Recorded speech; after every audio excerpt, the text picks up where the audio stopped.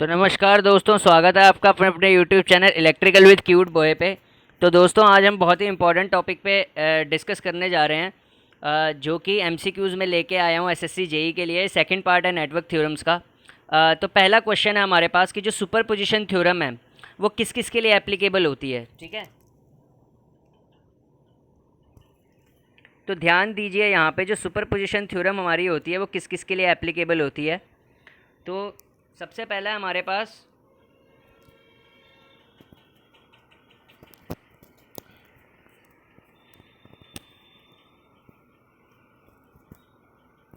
ठीक है, superposition theorem हमारी एप्लीकेबल होती है लीनियर रिस्पॉन्सेस के लिए। ठीक है, सिर्फ और सिर्फ लीनियर रिस्पॉन्सेस के लिए एप्लीकेबल होती है सुपरपोजिशन थ्योरम। किसके लिए? लीनियर रिस्पॉन्सेस के लिए। ठीक है, तो सुपरपोजिशन थ्योरम एप्लीकेबल होती है लीनियर रिस्पॉन्सेस के लिए। ऑप्शन आएगा सी।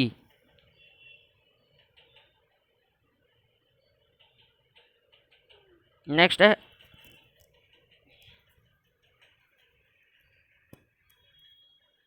Which of the following is not a non linear element. इसमें से कौन सा नॉन लीनियर एलिमेंट नहीं है? ठीक है, तो देखिए जो गैस डायोड है ये नॉन लीनियर होता है।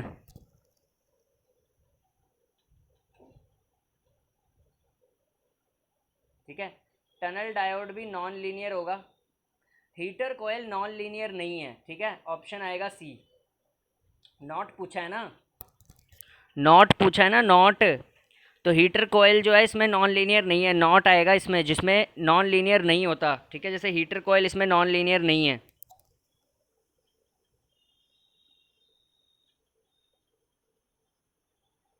ठीक है, हीटर कोयल जो होती है ना वो लीनियर होती है। लीनियर कैसी?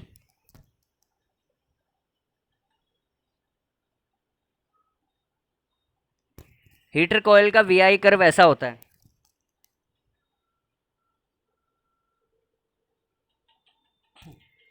क्वेश्चन है इन सब में से कौन सा एलिमेंट एक पैसिव एलिमेंट है। ठीक है, पैसिव एलिमेंट्स उन एलिमेंट्स को बोलते हैं जो एनर्जी रिसीव करते हैं। ठीक है, तो ध्यान से देखना। Ideal current source active element है, पैसिव है नहीं, तो गलत हो गया। Ideal voltage source active element है, पैसिव है नहीं, गलत हो गया। बचा क्या? कैपेसिटेंस। और कैपेसिटेंस एक पैसिव एलिमेंट है। कैपेसिटेंस जो होता है एनर्जी को रिसीव करता है। ठीक है, capacitance is a passive element and it receives energy. Okay, capacitor, inductor और रजिस्टर, ये कैपेसिटर, इंडक्टर और रजिस्टर ये सारे के सारे पैसिव एलिमेंट्स होते हैं।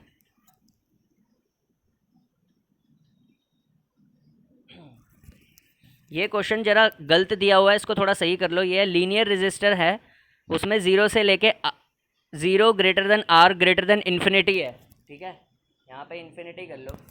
Zero greater than R greater than zero greater than R greater than infinity एक कैसा सोर्स होगा? ठीक है,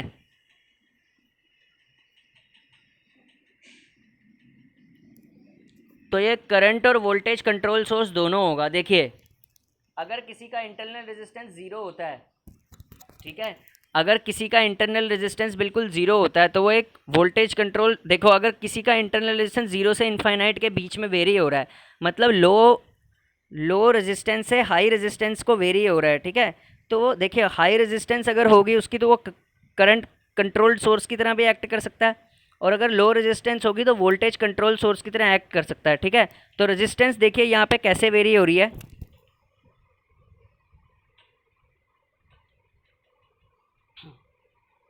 जीरो से आर इनफाइनाइट, जीरो से आर इनफाइनाइट ऐसे रेजिस्टेंस वेरी हो रही है। ठीक है, मतलब ज़ीरो से लेके आर तक, ज़ीरो से लेके आर तक यानी लो रेजिस्टेंस जोन में।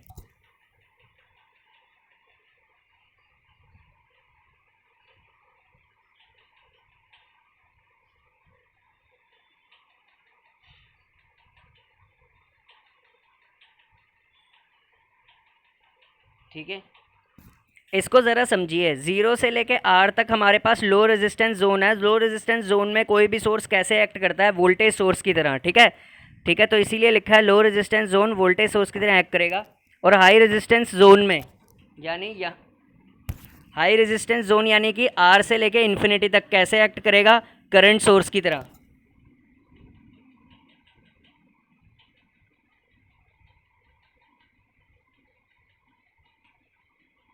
यहाँ पे एक्ट करेगा, यहाँ पे एक्ट करेगा करंट सोर्स की तरह।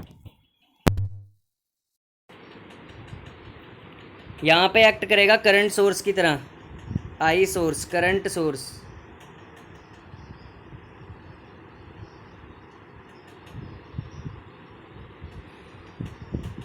ठीक है, करंट सोर्स की तरह।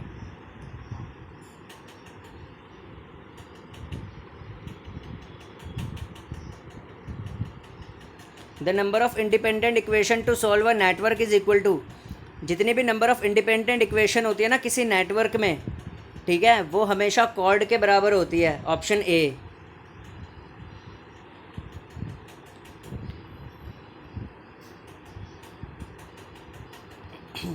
Which of the following is a bilateral element, इसमें से कौन सा बाइलेटरल एलिमेंट है? अच्छा, बाइलेटरल एलिमेंट्स कौन से होते हैं? बाइलेटरल एलिमेंट्स हम उन एलिमेंट्स को बोलते हैं, ठीक है, बाइलेटरल एलिमेंट्स हम उन एलिमेंट्स को बोलते हैं जिनमें ना किसी भी तरह से हम करंट पास कराएं उनकी कैरेक्टरिस्टिक्स चेंज ना हो। ठीक है, तो कैपेसिटेंस एक बाइलेटरल एलिमेंट है क्योंकि इसमें चाहे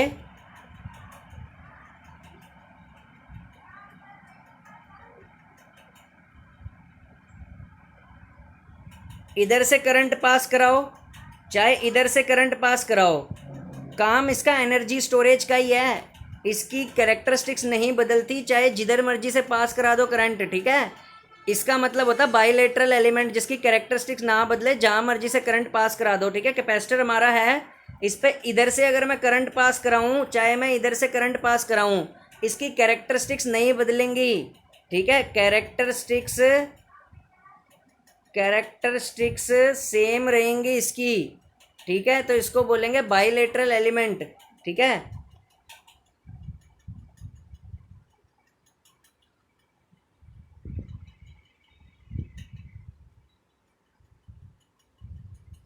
एक नॉन लीनियर एलिमेंट क्या सेटिस्फाई नहीं करता?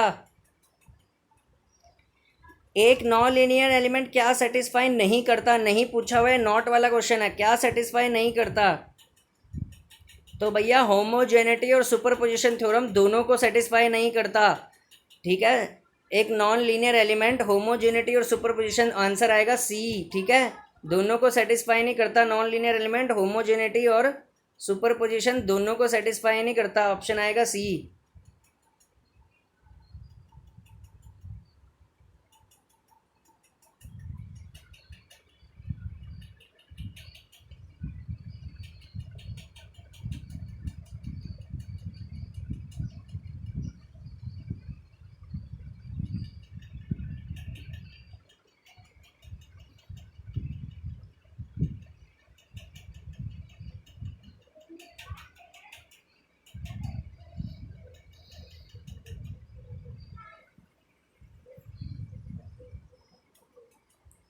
For maximum transfer of power, power के मैक्सिमम ट्रांसफर के लिए इंटरनल रेजिस्टेंस सोर्स का किसके बराबर होना चाहिए? अरे मैक्सिमम पावर सर्किट में कब डिसिपेट होएगी, कब होएगी मैक्सिमम पावर? ओ भैया, जब इंटरनल रेजिस्टेंस सोर्स का लोड के बराबर होएगा, ऑप्शन ए। ठीक है ना? अरे भैया, मैक्सिमम पावर ट्रांसफर थ्योरम क्या बोलती है? आर टी एच बराबर आर एल के, यानी कि इंटरनल रेजिस्टेंस लोड रेजिस्टेंस के बराबर।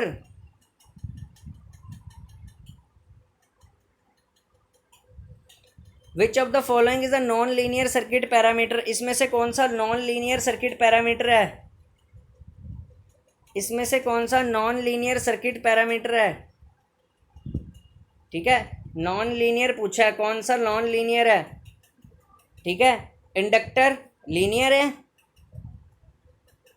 हाँ जी, इंडक्टर लीनियर है, कंडेंसर भी लीनियर है, वायर बाउंड रेजिस्टेंस भी लीनियर है, क्योंकि ये सब ओम्स लॉ फॉलो करते हैं, ये यहाँ तक सारे के सारे ओम्स लॉ फॉलो करते हैं।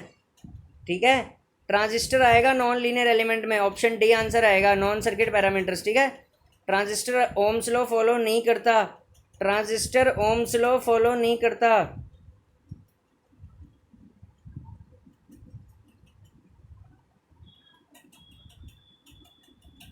ट्रांजिस्टर ओम्स लॉ फॉलो नहीं करता।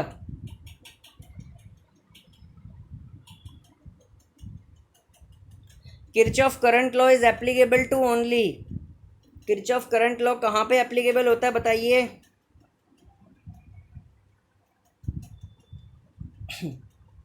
ओ भैया किरचॉफ करंट लॉ सिर्फ एप्लीकेबल होता है जंक्शन इन नेटवर्क में, ऑप्शन ए में, नेटवर्क जंक्शन में।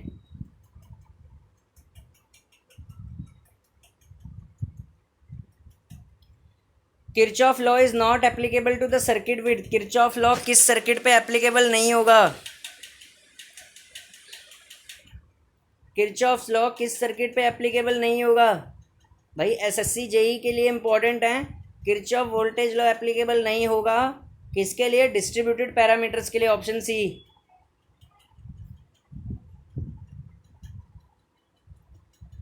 Circuit whose properties are same in either direction known as, circuit जिसकी प्रॉपर्टीज सेम होती है हर डायरेक्शन में उसको क्या बोलते हैं भैया, जिस सर्किट की प्रॉपर्टी सेम होती है हर डायरेक्शन में उसको बोलते हैं बाइलेटरल सर्किट। बाइलेटरल सर्किट जिसमें रेजिस्टेंस, कैपेसिटेंस और इंडक्टेंस होते हैं, आरएलसी वाला ही, ठीक है। और अगर यहाँ पे पूछता डायोड सर्किट, डायोड सर्किट और कोई भी इलेक्ट्रॉनिक सर्किट यूनिलेटरल में आता है, ठीक है। डायोड सर्किट यूनिलेटरल में आता है, ध्यान रखना, बाइलेटरल में आरएलसी वाला, ठीक है। Application of Norton theorem, Norton theorem क्या कहती है भैया, एप्लीकेशन क्या कहती है नॉर्टन थ्योरम की,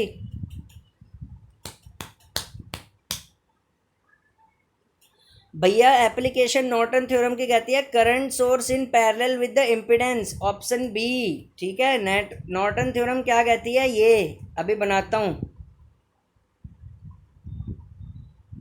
ये रहा करंट सोर्स, ये रही Norton theorem, I S, current source parallel में लोड के, क्लोज्ड पाथ मेज by several branches of a network उसको क्या बोलते हैं,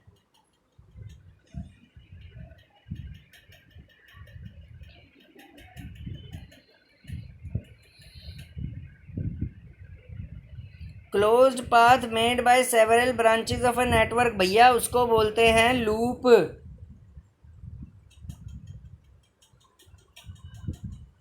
ठीक है।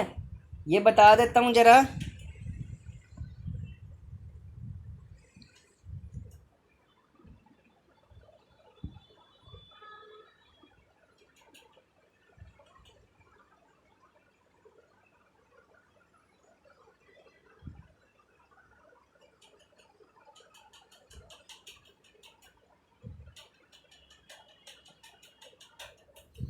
ये एक मेरा इलेक्ट्रिक सर्किट है, ठीक है। तो ये सारा का सारा जो क्लोज्ड पाथ बना हुआ है ना several branches of a network से, ये सारा का सारा,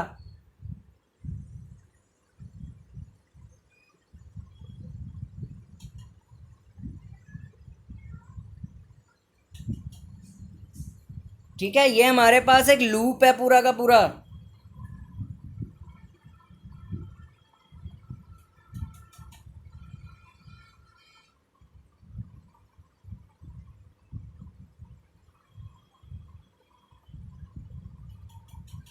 क्योंकि ये फर्दर डिवाइडेड है मैशेस में, ये देखो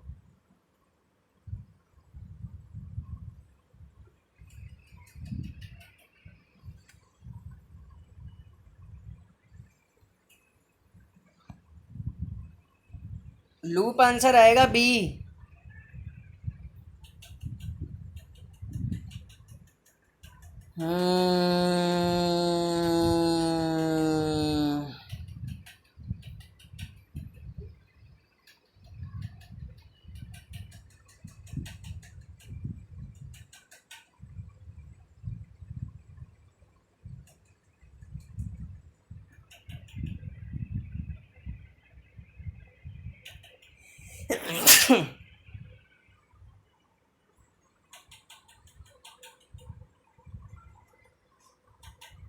if the energy supplied from a source whose resistance is 1 ohm to the load of 100 ohm, तो उसको भैया वोल्टेज सोर्स ही कहेंगे, ठीक है। क्यों, क्योंकि इंटरनल रेजिस्टेंस लो है इसकी,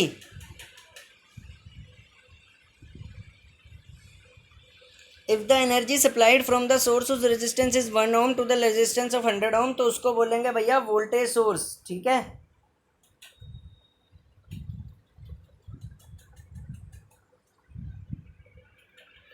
N ideal voltage source has, एक आइडियल वोल्टेज सोर्स की क्या होती है भैया, एक आइडियल वोल्टेज सोर्स की एक आइडियल वोल्टेज सोर्स की ज़ीरो इंटरनल रेजिस्टेंस होती है, ठीक है, ऑप्शन ए, ठीक है। तो भैया अभी नेटवर्क के इतने बहुत हैं आज के लिए, नेक्स्ट लेक्चर में फिर से नेटवर्क के ही क्वेश्चन लेके हाजिर होंगे, ठीक है। Thank you.